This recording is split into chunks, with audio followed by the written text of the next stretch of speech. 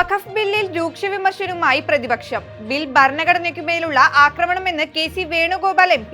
ഗുരുവായൂർ ദേവസ്വം ബോർഡിലും അയോധ്യ ക്ഷേത്രം ഭരണസമിതിയിലും മുസ്ലിങ്ങളെ ഉൾപ്പെടുത്താറുണ്ടോ എന്നും ബിൽ അവതരിപ്പിക്കുന്നതിനിടെ അദ്ദേഹം ചോദിച്ചു.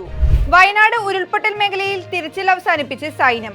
ഇനിയുള്ള തിരച്ചിൽ NDRFന്റെയും അഗ്നിശമന സേനയുടെയും നേതൃത്വത്തിൽ നടക്കും. സർക്കാരും ജില്ലാ ഭരണകൂടവും സൈന്യത്തിന് യാത്രയയപ്പ് നൽകും. ജപ്പാനിൽ ശക്തമായ ഭൂചലനം. തെക്കൻ ജപ്പാനിലെ ക്യുഷു പ്രദേശത്താണ് 7.1 രേഖപ്പെടുത്തിയ ഭൂകമ്പം അനുഭവപ്പെട്ടത്. ഇതിന് പിന്നാലെ ജപ്പാൻ കാലാവസ്ഥാ ഏജൻസി തീരപ്രദേശങ്ങളിൽ സുനാമി മുന്നറിയിപ്പ് നൽകിയിട്ടുണ്ട്.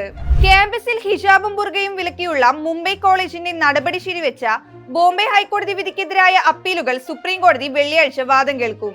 ചീഫ് ജസ്റ്റിസ് DY ചന്ദ്രചൂഡ്, ജസ്റ്റിസുമാരായ JB പർദിവാല, മനോജ് മിശ്ര എന്നിവർ അടങ്ങിയ ബെഞ്ചാണ് ഹർജി പരിഗണിക്കുക.